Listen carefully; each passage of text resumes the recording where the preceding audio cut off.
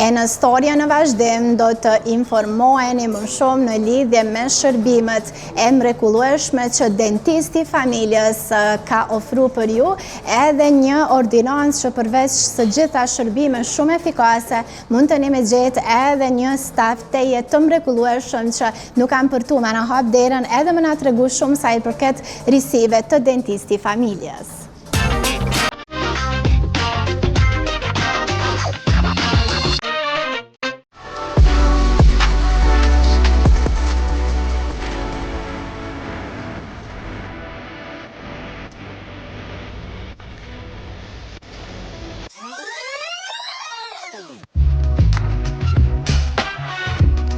E themeluar prej vitit 2011 dhe me misionin e vetëm që pacienti të shërohet dhe të ndihet i kënaqur me shërbimet efikase. Bëhet fjalë për dentisti familjes, si fillim na intereson të dim diçka në lidhje me emrin e ordinancës. Fillimisht në ato ëndrat e mia kur ta hapim një klinik, ka pas me qenë jamën, ndoshta tjetër, se nuk kam qenë i përcaktuar. Mirë po, rastësi, apo nuk e di çfarë them, një kolegi im i tashmë i ndjerë që dua t'ja përmend emrin është Viktor Shehu, është mjek nga Vlora, cilin në vitin 2010 e kam vizituar në klinikën e tij në Tiranë. Se ka pas klinikë edhe në Tiranë edhe në Vlorë. Edhe klinika e tij e ka emrin dentisti familjes. Edhe unë isha në ato hapat e përgatitjes për me hap klinikën, edhe më pyeti për emrin. Nuk është që kisha ndonjë emër caktuar siç e thash, edhe tha bëj dentisti familjes, se duhet ta kem një dentist familjes në Prishtinë, një kemi në Tiranë, një në Vlorë. Edhe tha du ta kemi edhe në Prishtinë. Në fakt na nuk kemi njohur përpara, mirë, po nuk e di edhe vetë se si më taku edhe më ka ftuar për vizitë në klinikën e tij. Unë isha kurështar me pa gjithçka nga stomatologjia. Edhe kam shku, kam pa punën e tij. Edhe ai ka qenë ai faktori, ai shkaktari, nëse mund të them pozitivisht. I falenderojmë shumë se në hapat kur kam pas nevojë mas shumti me pa punë stomatologji edhe jashtë Kosovës, kam qenë tip kurështar, gjithka shkojsha. Edhe më ka prit shumë mirë ai së bashku me familjen e tij, se gjithë familja kanë qenë dentist, edhe janë, vajzat e tij janë dentist, cilat i përshëndes, edhe pse s'jemi takuar ka vitën prej 2010-s, mirë po kjo ka qenë, ekziston akoma si emër dentisti familjes, do të ekzistojnë në Prishtinë, pavarësisht jam unë apo s'jam, se është emër që korrespondon me një mirësjellje me një diçka shumë të madhe që është familja, edhe për fat mirë, ndoshta për koincidencë, shumicën e pacientave, apo ndoshta gjithë pacientat që i kam komplet familjen.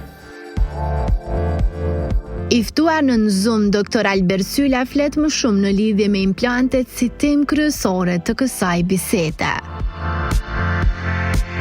Do të prezantohemi pak si klinikë, ne funksionojmë që nga viti 2011 në të njëjtin lokacion, do të thotë në Prishtinë, dhe se me qenë se kemi temën për implante, ka disa vite që punojmë, sepse që nga fillimi normalisht për shkak mungesës së eksperiencës edhe njohurive nuk kemi filluar me punu me implante, mirë, po ka vite që punojmë me implante dhe që secilën herë jemi në përmirësim e sipër, sepse mjekësia ka këtë mirë që duke punu, duke mësuar mirë, po posedojmë një bagazh të gjerë teorik, po ashtu edhe praktik, trajnime të shumta, trajnime në vende të ndryshme.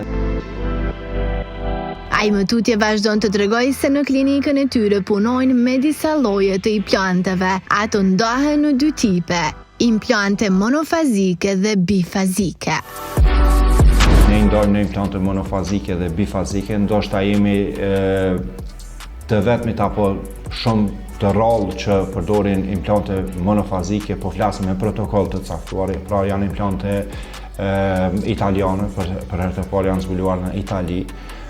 Kemi eksperiencë shumë në këtë tip të implanteve dhe rezultati është mahnitës në raport me implantet bifazike, pra implantet konvencionale.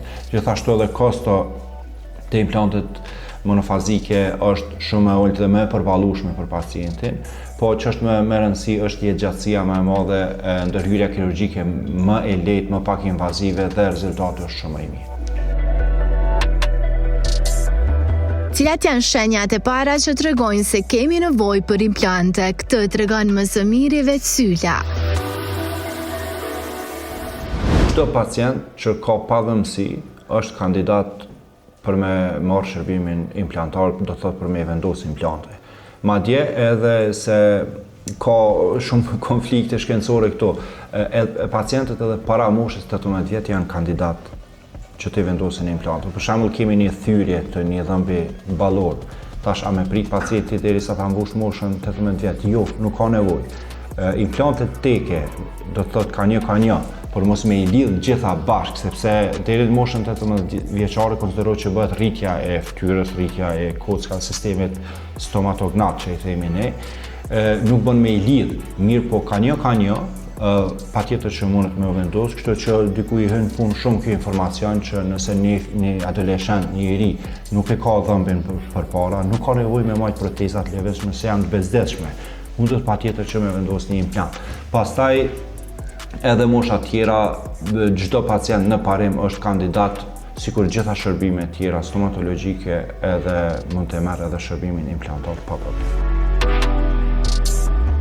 Ka shumë persona që frikson nga çdo ndërhyrje që bëjnë në dhëmb. A konsiderohet operim edhe vendosja e implanteve, apo mund të menaxhohet kjo situatë me barna?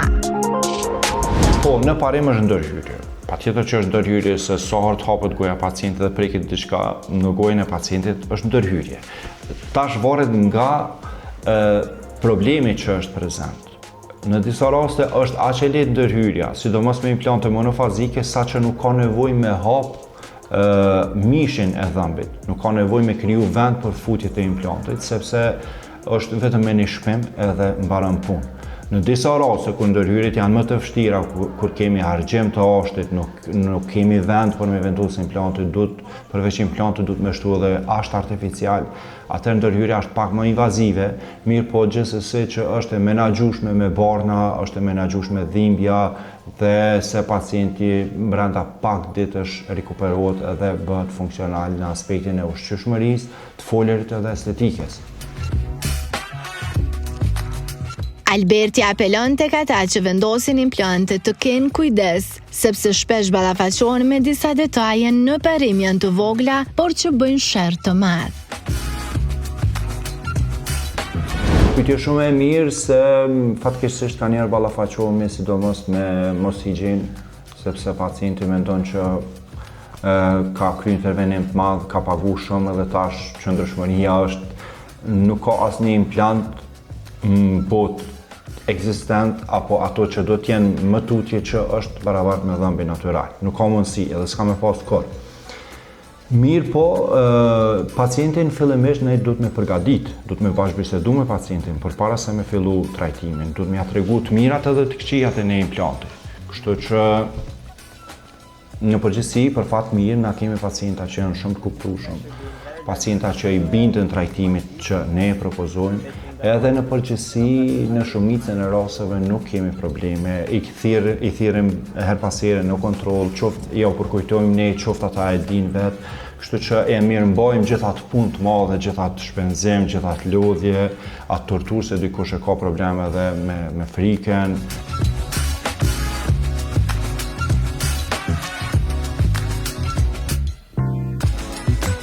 Pacientët një pjesë e madhe vinë edhe për ndërhyrje të rutinore, mirë po një pjesë vinë edhe nga halli. Kështu që duhet në aspektin psikologjik të përshtatemi pacientit me nevojat që për çka veç ka ardha këtu.